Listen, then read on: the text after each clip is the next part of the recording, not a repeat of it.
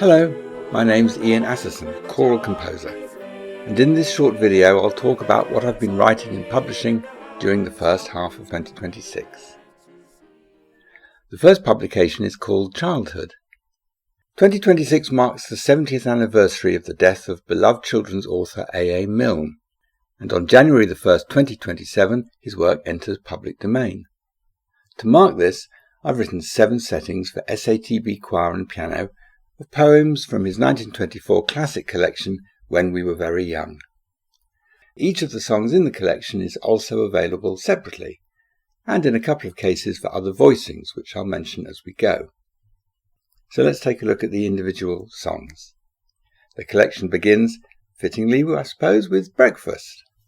The King's Breakfast is a delightful poem which not only includes a talking cow, it's also the only poem I know in which a king slides down the banisters. This was the first A.A. Milne poem I set. The piece is dedicated in memory of Martin, one of the long-serving members of my choir who died earlier this year. There's an optional part for a triangle which rings out every time the word butter is mentioned. The next piece in the anthology is The Four Friends, the tale of an elephant, a lion, a goat, and a snail. I originally had the basses taking the part of the elephant and the sopranos the snail until I realised it was much funnier to do it the other way up. The friends introduce themselves singly at the start, and then there's a little surprise at the end when the 4 melodies intertwine. The third song is The Mirror. It's a setting of a beautifully simple poem about reflections in a lake. This piece is also available in a version for upper voice choir and piano. Happiness is, as its name suggests, a joyous poem. John has great big waterproof boots and hat and coat on, and he couldn't be more delighted. After a thoughtful introduction, the music turns into a carefree rag. Through the Wood is a setting of a poem called The Invaders. It's not a humorous poem, but it is a beautifully observed description of a herd of cows moving silently through a woodland scene.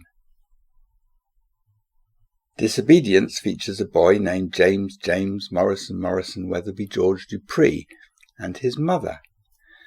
The joke, and it becomes a rather unsettling one at the end, is that it's the mother rather than James who is the disobedient one.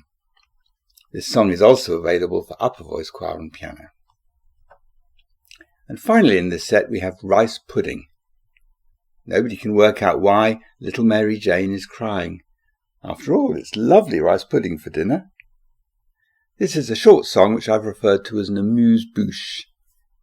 It also makes a nice encore, or indeed a finale if you're performing the whole set.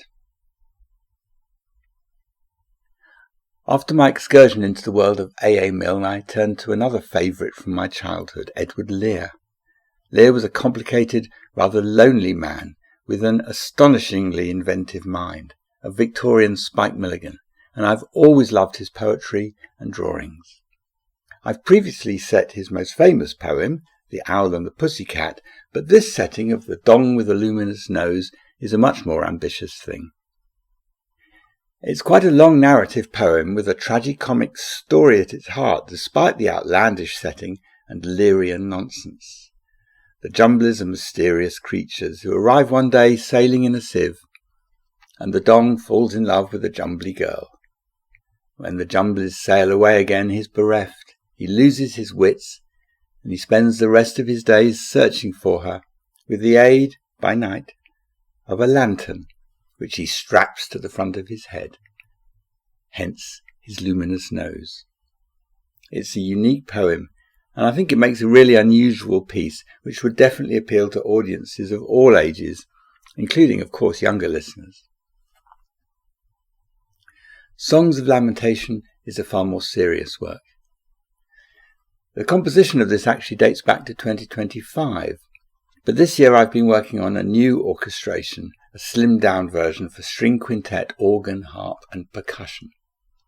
Songs of Lamentation takes its text from the Old Testament Book of Lamentations, which is an epic poem written in the aftermath of the sacking of Jerusalem by the Babylonians in the 6th century BCE.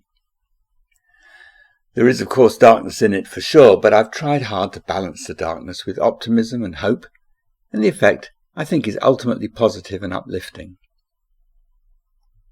Talking of optimism, Days Like These is one of those happy inspirations that seem to come from nowhere. I wrote the poem fairly quickly on a lovely spring day, in a happy mood, just a little bit edged with melancholy at the thought that, well, one never really knows how many more days like these there will be.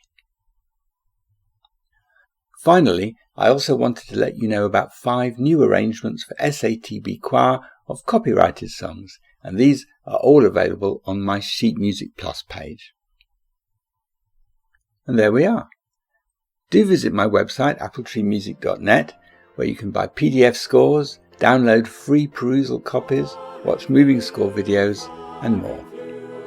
And that's it. I hope there's been something here that piques your interest. Thanks for your time, and bye for now.